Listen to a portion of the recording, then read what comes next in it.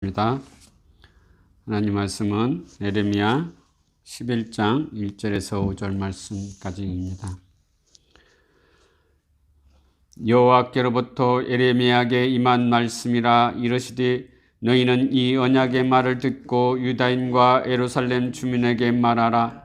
그들에게 이르기를 이스라엘의 하나님 여호와께서 이와 같이 말씀하시되 이 언약의 말을 따르지 않는 자는 저주를 받을 것이니라.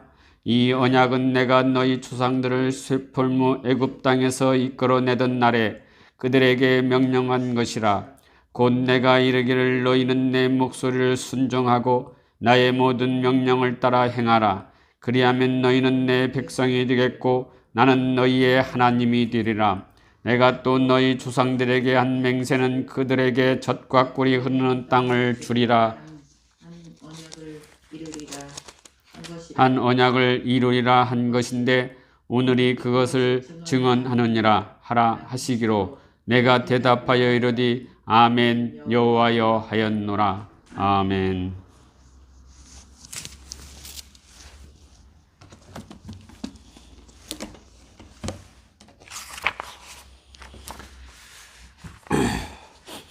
지난주에는 사람의 길 자신에게 있지 아니함이라는 제목으로 말씀을 나누었습니다.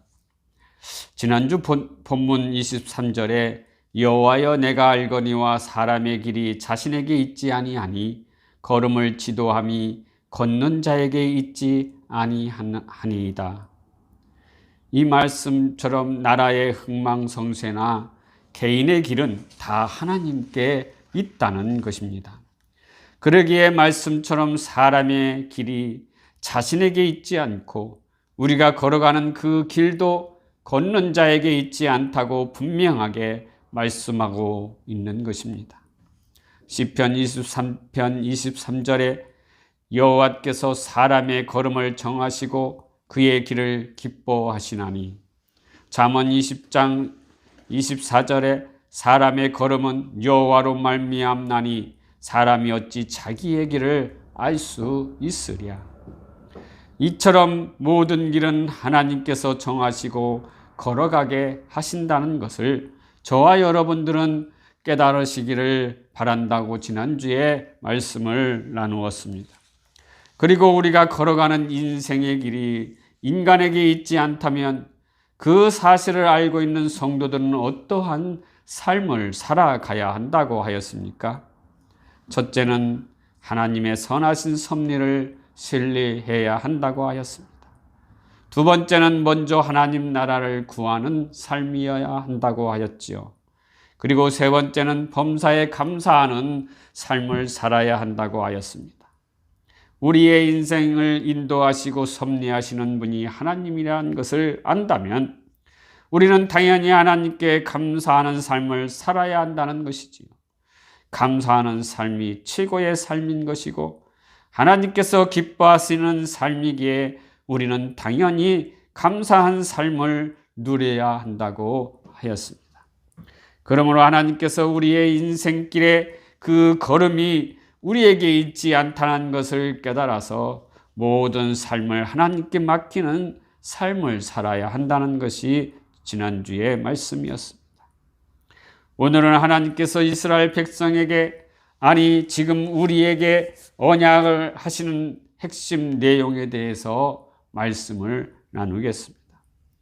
본문 예레미야 11장 1절에서 12장 17절까지의 내용은 예레미야가 유다를 향해서 직접 선포한 12편의 설교 중에서 하나님과 맺은 언약 파기와 관련하여서 심판을 경고하는 이 네 번째 설교의 서론 부분으로 우리가 볼 수가 있습니다.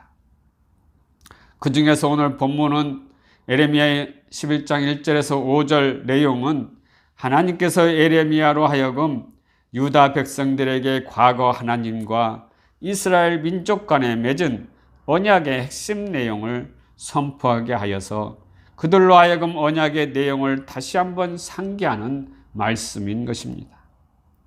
언약의 말씀을 선포한 것은 유다가 앞으로 받게 될 심판이 우연한 일이 아니라는 것을 하나님의 그 언약의 말씀을 통해서, 즉 이스라엘과 하나님과의 계약 관계를 통해서 위반하면은 심판을 행한다는 것을 명백하게 알려주기 위한 말씀인 것입니다. 그래서 오늘 본문 11장 1절에 보시면 여호와께로부터 에레미야에게 임한 말씀이라 라고 말씀하고 있죠. 하나님께서 에레미야에게 직접 말씀하십니다. 그리고 누구에게 말씀을 하라고 전하라고 말씀을 한 것이지요. 2절에 보니까 하나님과 언약을 맺은 유다인과 예루살렘 거민에게 말씀하라고 이야기하고 있습니다. 다시 말하면 하나님의 백성들에게, 그리고 지금 우리 성도들에게 말씀하라고 하시는 것입니다. 그러면 하나님께서 에레미야에게 하신 그 언약은 무엇을 의미하고 있습니까? 히브리어 베리트는 언약, 계약, 조약, 협정, 법령, 서약, 동맹을 의미하고 있습니다. 구약성경에서 이 단어가 약 280회나 나오고 있지요. 그리고 이 베리트는 다양한 종류의 협약을 뜻하는 일반적 이 구약 성경의 용어인 것입니다. 이러한 협약들에는 다음과 같은 의미들이 포함되고 있습니다. 법적 효력이 있는 것으로 간주되는 이 두 친구 간의 계약, 그리고 자신들의 권익 범위, 또한 화평 조건을 정하는 두 주권자 간의 계약, 그리고 그 백성들까지 포함한 두 왕 사이의 계약, 두 부족이 언약을 맺기로 하는 그런 계약을 말하고 있지요. 그리고 또한 이 단어는 이스라엘과 그 종들 사이의 계약에 대해서도 사용되어 있습니다. 왕이 자신의 신하들과 계약을 맺을 때, 또는 계약에 의한 한 사람이 다른 사람의 신하가 되었을 때, 국가 간의 혹은 개인 간의 조약이나 협정으로서의 이 언약 등이 다 포함되는 것입니다. 그리고 중요한 것은 하나님과 인간 사이의 언약이 중요한 것입니다. 하나님과 노아, 그리고 하나님과 아브라함, 또는 하나님과 다윗과 언약, 그곳에서 언약은 분명히 그들의 후손에게까지 연장되고 있습니다.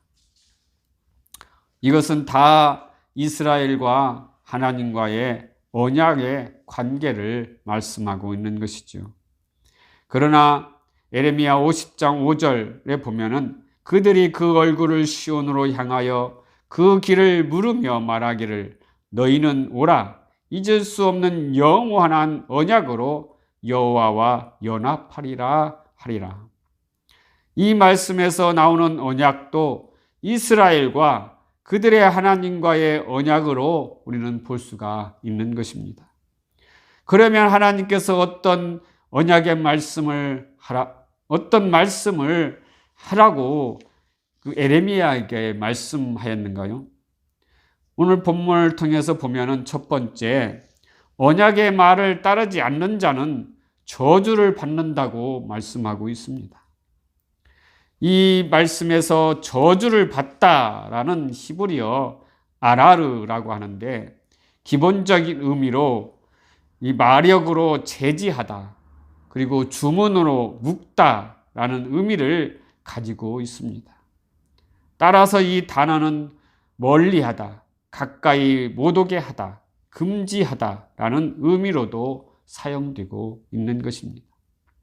예를 들자면은 창세기 3장 14절에서 보면은 내가 모든 짐승보다 더 저주를 받는다 라는 말이 나옵니다. 거기는 이 말은 내가 모든 짐승으로부터 멀리함을 당한다 라는 말씀이지요. 그리고 창세기 3장 17절에는 땅이 너로 인하여 저주를 받는다 라는 말도 있지요. 이 말은 너 때문에 땅이 정죄된다. 곧 땅이 장애물로 에워싸여 인간에게 풍요를 주는데 이 풍요를 금지되는 것을 의미하는 것입니다. 마찬가지로 가인에게 하신 하나님의 말씀도 내가 땅에서 저주를 받으려니 라는 이 말은 가인이 흙으로부터 파문을 당한다. 더 정확히 말하면 그 흙으로부터 생산되는 모든 풍요를 즐기는 것을 금지한다 라는 것을 의미를 가지고 있다는 것입니다. 그리고 구약에서 아라르는 이 세 가지 범죄의 뜻으로 사용되고 있다는 것입니다.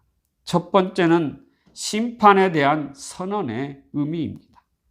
창세기 3장 17절에 아담에게 이르시되 내가 내 아내의 말을 듣고 내가 내게 먹지 말라 한 나무의 열매를 먹었은즉 땅은 너로 말미암아 저주를 받고 너는 내 평생에 수고하여야 그 소산을 먹으리라. 이 말씀처럼 아담에게 내가 먹지 말라 한 나무의 열매를 먹었으니 너는 심판으로 저주를 받을 것이라는 것입니다. 그러므로 이 말씀은 심판에 대한 선언이라고 볼 수가 있는 것이지요. 두 번째는 위협의 의미로 사용되는 말입니다. 예레미야 11장 3절 오늘 본문 말씀에 보면 그들에게 이르기를 이스라엘의 하나님 여호와께서 이와 같이 말씀하시되 이 언약의 말을 따르지 않는 자는 저주를 받을 것이라 말하고 있죠.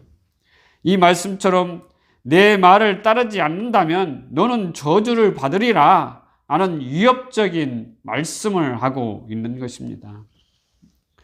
그리고 세 번째는 선포된 율법의 내용을 준행치 않는 것에 대한 징계의 의미로 이 언약이 사용되었다는 것입니다. 신명기 27장 15절에서 26절에 보면 저주를 받는 내용이 나옵니다. 그 내용을 이렇게 말씀하고 있죠. 15절에는 대장장이를 시켜서 주께서 역겨워하시는 우상을 새기거나 부어 만들어서 그것을 은밀한 곳에 숨겨 놓는 자는 저주를 받는다고 말하고 있습니다. 그리고 16절에는 그 부모를 격렬히 여기는 자는 저주를 받으리라.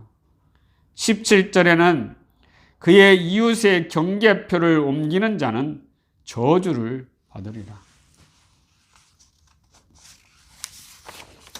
18절에는 눈이 먼 사람에게 길을 잘못 인도하는 자는 저주를 받으리라.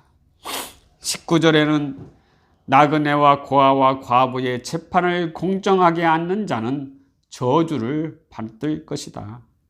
그리고 20절에는 그의 아버지의 아내와 동침하는 자는 그의 아버지의 하체를 드러냈으니 저주를 받을 것이라. 그리고 21절에는 어떤 짐승이든 그것과 교접하는 자는 저주를 받을 것이다. 22절에는 자매 곧 자기 아버지의 딸이나 자기 어머니의 딸과 동침하는 자는 저주를 받을 것이다. 그리고 23절에는 장모와 동침하는 자는 저주를 받을 것이라. 24절에 이웃을 암살하는 자는 저주를 받을 것이다. 25절에 무죄한 자를 죽이려고 뇌물을 받는 자는 저주를 받을 것이라. 26절에는 이 율법의 말씀을 지켜 행하지 않는 자는 저주를 받을 것이라 라고 말하면 모든 백성들은 아멘 할지어다. 이와 같이 하나님과 이스라엘 백성들이 시내산에서 언약을 체결한 당시에 모세는 여호와의 율법을 제시하고 그리고 그 백성들은 아멘으로 화답한 이 말씀입니다. 그런데 에레미야는 이러한 대화를 하나님과 유다 백성의 대표로서 자신에게 적용을 한 것입니다. 신명기에 나오는 저주와 축복 사상이 지금 동일하게 적용된다는 것을 에레미야는 선포하고 있는 것이지요. 두 번째는 나의 목소리를 청종하고 나의 모든 명령을 쫓아 행하라 말씀하고 계십니다. 이 말씀은 하나님의 백성이 되는 첫째 조건이라고 할 수가 있습니다. 하나님의 백성은 당연히 하나님의 목소리를 청종하고 하나님의 명령을 행해야 하는 것입니다. 그렇지 않는다면 하나님의 백성이 될 수 없다는 것이지요. 그러므로 저와 여러분은 하나님의 말씀에 순종하는 자가 되어야 한다는 것입니다. 그러면 하나님께서 너는 나의 백성이 되고 나는 너의 하나님이 된다고 분명하게 하나님의 백성됨의 자격을, 하나님의 목소리를 청정하고 하나님의 모든 명령을 행하는 것에 있다는 것을 보여주고 있다는 것입니다. 그리고 하나님께서는 이스라엘 열조들과 언약한 그 맹세가 있는데 그 맹세가 무엇입니까? 젖과 꿀이 흐르는 가나안 땅을 주신다고 한 약속입니다. 그 언약입니다. 즉 지금으로 말하면 천국으로 인도한다고 하는 내용이지요. 믿는 자에게 천국을 주시겠다는 언약인 것입니다. 하나님께서는 이스라엘 백성들이 말을 잘 안 들어도 이 약속을 이행하시어서 젖과 꿀이 흐르는 땅으로 인도해 주셨습니다. 오늘날에도 언약을 지키는 신실한 분임을 증거할 수가 있다는 것이지요. 그러므로 우리는 하나님께서 한 번 한 약속은 반드시 지키시는 신실한 분임을 우리는 알아야 합니다. 저주도 마찬가지로 약속을 하시면 분명하게 지키시겠다는 것입니다. 그러므로 저주와 축복 갈림길에서 우리는 어디를 선택해야 한다는 것입니까? 하나님의 말씀을 청종하지 않는, 그리고 율법을 지키지 않는 저주의 길을 선택할 것인지, 아니면 하나님의 말씀을 청종하고 그 말씀을 지켜 행하는 길, 즉 축복의 길, 하나님의 백성이 되는 길, 성도들의 길을 우리는 선택해야 할 것인지, 여러분은 어디를 선택하시겠습니까? 저와 여러분은 하나님께 순종의 삶을 택하여서 하나님의 백성, 그리고 성도, 그리고 하나님의 그 은혜 받은 자로 축복의 삶을 살아가기를 주님의 이름으로 기원합니다. 기도하시겠습니다.